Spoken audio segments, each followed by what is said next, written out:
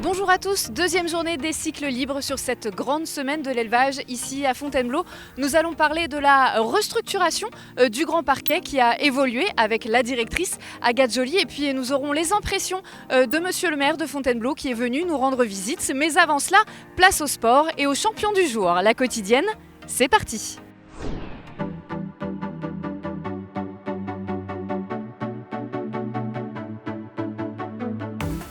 Le premier champion de France du cycle libre a été fêté ce samedi sur le gazon du terrain d'honneur. Et c'est un hongre sel français qui l'emporte. Il s'agit d'Hitchcote du Coudray, fils de Panamatam et de Cotte de la Minglière par Fidelio du Tot. Il est né chez monsieur et madame Fiatre, les parents de sa jeune cavalière Luna, très émue après cette belle victoire. Aujourd'hui, moi j'étais très stressée. Donc il est resté très calme. Mais oui, il est resté très calme parce que moi, j'étais pas forcément très calme. Alors raconte déjà comment tu as réussi à arriver jusque-là et puis qu'est-ce que ça t'a fait aussi de pouvoir fouler ce Grand Parquet ? Alors c'est un cheval qu'on a fait naître à la maison. Donc voilà, j'ai commencé à le monter au début de l'année. Ça s'est bien passé. Alors que je pensais pas forcément bien m'entendre avec, mais on s'est tout de suite bien entendu. Et on a commencé par faire formation 2. Formation 1. On a fait formation 1, on a fait une épreuve de 4 ans classique et après on est parti sur le circuit des cycles libres. La deuxième place revient à Havana Neyette, jument sel français, fille de Up to You et de Undies Neyette par Classique Bois Margaux. Elle évolue sous la selle d'Erin Cher. Elle est à vendre et à retrouver sur le catalogue SHF Market. Absolute DoZ et Gwenaëlle Prevot prennent la troisième place. C'est une jument, Zangerscheid, fille d'Atomic Dick et de Lovergirl Z par Little Rock. On connaît également le champion chez les 5 ans, première année. Il s'agit de Galaxy d'Ami, jument, sel français, né chez Arnaud Pézé, son propriétaire. C'est une fille de Tornèche et Querelle d'Ami par Funchal de Semilly. Elle ravit sa cavalière Marie Papin, fière de sa performance sur cette finale. Galaxy, elle a commencé les concours cette année, elle était super précieuse, elle faisait pas trop de démos au final, par contre toujours sans faute, super respectueuse, pleine de sang, toujours prête à faire plaisir. Donc puis là, elle le montre aujourd'hui avec plus d'envergure. Elle a toujours été super gentille, des facilités, des qualités naturelles. Après, elle a du caractère, voilà.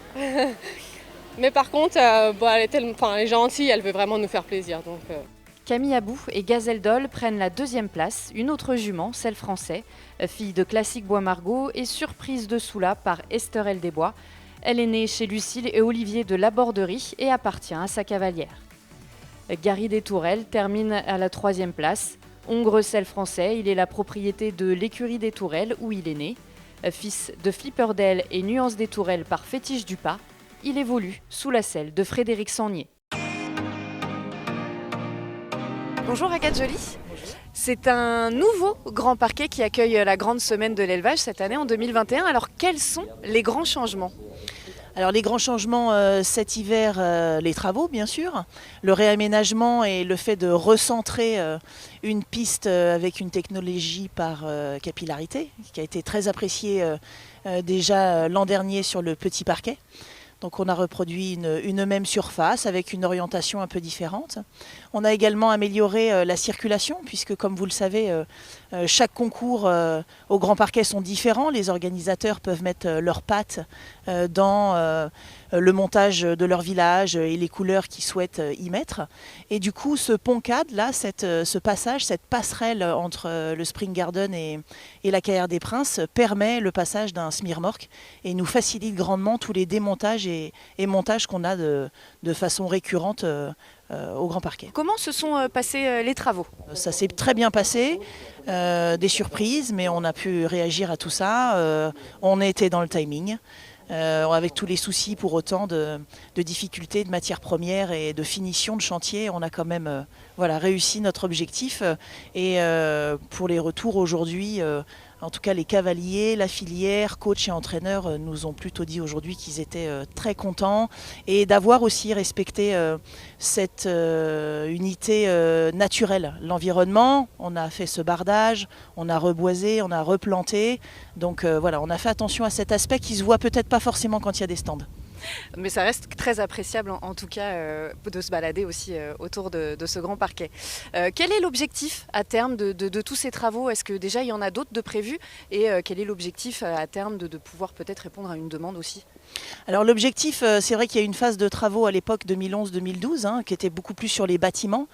Moi j'ai vraiment cette volonté déjà de remettre, c'était l'objectif, les pistes à niveau, au niveau de nos cavaliers, de la demande, des cahiers des charges aussi qui changent énormément en termes de fédé internationales et nationales qui voient basculer les championnats de France sur le sable, les CSIO jeunes caves aussi. Donc on avait ce besoin de renforcer et de mettre de la qualité. Je rappelle que ces pistes-là, par capillarité, nous permettent aujourd'hui d'avoir une équité sportive du premier au dernier cavalier de la journée, parce qu'il y a quand même 300 concurrents dans la journée, avec s'il y a cette unité de sol, c'est parfait. Et puis cet exercice de pouvoir aussi, ce qu'on appelle inverser les pompes, quand on a beaucoup d'eau, de pouvoir les faire fonctionner dans l'autre sens et assurer l'épreuve avec vraiment beaucoup de confort. Alors pour parler du présent, sur cette grande semaine de l'élevage, il y a beaucoup plus de participants. Comment avez-vous pu répondre à cette demande exceptionnelle en 2021 ? Alors vous dites le mot exceptionnel, c'est parfait. Avec la SHF, c'est vrai qu'il y a eu quelques modifications, de l'inattendu. Bon, l'idée c'est l'événementiel, on est là aussi pour gérer l'imprévu. Là c'est un gros imprévu, mais on a réussi en tout cas à pouvoir accueillir ce qui représente un pourcentage de 30% d'effectifs de chevaux en plus. Ce qui n'est pas rien, puisqu'on a une capacité initiale à 750 box, 750 nuitées, et là on monte à 1050 box. Donc grâce à la très bonne entente et de l'école de gendarmerie qui est notre voisin et de l'EME, l'école militaire d'équitation, on a pu trouver des solutions pour permettre à la SHF d'implanter des boxes supplémentaires et de pouvoir réaliser l'intégralité de son événement. Donc du monde à prévoir sur la semaine prochaine, en tout cas en cycle classique. Et juste pour finir, ce terrain d'honneur, toujours en gazon, est-ce qu'il y a des changements à prévoir ou alors est-ce que ça restera bien le noyau dur du Grand Parquet ? Alors avant de vous répondre, je vais glisser une petite info, puisqu'à la base le projet avec la région, le département, l'agglomération et puis l'aide du fonds Éperon, c'était 4 phases de travaux sur le Grand Parquet. On a réalisé la 2e phase. Cet hiver, on attaque quelque chose qui est moins équestre, mais d'autant plus pratique, puisque ça va être des choses beaucoup plus techniques, comme les parkings, des dalles supplémentaires aussi, béton, qui vont pouvoir permettre d'accueillir, en accord avec l'ONF, bien évidemment, une centaine de box supplémentaires dans un confort avéré, ça c'est important. Et puis plein de points qui ne se verront pas mais qui faciliteront et le travail des équipes et puis le côté fonctionnel du site. Et la phase 4, la question, c'est le terrain d'honneur. Terrain d'honneur, j'annonce en tout cas qu'il est possible il y aura un projet. Ce projet va se dessiner avant la fin de l'année, puisque il va falloir qu'il y ait une décision de prise. On connaît ses faiblesses, son temps. Maintenant, voilà, la question c'est est-ce que ça sera un terrain en herbe à plat? Est-ce que ce sera un terrain en sable décoré, aménagé avec peut-être nos rochers de Fontainebleau pour garder le thème. Voilà, le point d'interrogation. Par contre, mon travail aujourd'hui, c'est vraiment de convaincre à ce qu'il y ait une action sur ce terrain d'honneur. Eh bien, affaire à suivre donc, des questions encore à se poser et on en reparlera forcément avec plaisir dans les années à venir. Merci beaucoup Agathe d'avoir été avec nous et très bonne semaine ici sur cette grande semaine de l'élevage au Grand Parquet. Merci de votre écoute.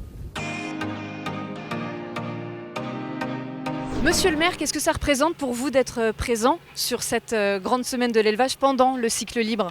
C'est un moment important et chaque année je ne rate jamais de venir autant que possible à la grande semaine de l'élevage. C'est vraiment un des grands rendez-vous pour le Grand Parquet, et ça depuis très longtemps. Et donc là, ça a démarré il y a quelques jours, ça se termine le week-end prochain. Je passerai encore cette semaine. Donc là, c'est le cycle libre aujourd'hui. Il y aura d'autres épreuves dans la semaine. Voilà, je ne vais pas y passer toute la semaine, mais en tous les cas, chaque année, je me fais fort d'être le plus fidèle possible à cette manifestation. L'histoire de Fontainebleau est liée à l'histoire du cheval. Il y a aussi cette dimension très importante pour la ville de Fontainebleau. Oui, bien sûr, c'est une manière effectivement de marquer pour les organisateurs, pour tous ceux qui participent à l'événement, eh bien l'attention qu'on porte à cet événement et au-delà à ce qu'il représente dans cet ADN qui fait Fontainebleau aussi, cette dimension du rapport au cheval, à l'équitation. Effectivement, on a ici un cadre magnifique qui est un des seuls terrains pour les sports équestres. Il y a aussi dans l'autre filière les courses, un hippodrome qui marche très bien. Il y a côté militaire l'école militaire d'équitation qui est encore à Fontainebleau. Tout cela participe de témoigner de ce que Fontainebleau a toujours été une grande ville de cheval et compte bien en plus le rester puisqu'on investit beaucoup ici au Grand Parquet. C'est pour pouvoir accueillir, si ce n'est plus de manifestations, en tout cas d'abord offrir de meilleures conditions d'accueil aux organisateurs actuels et puis surtout d'accueillir d'autres et de nouvelles manifestations. Merci beaucoup, tout est dit. Merci beaucoup.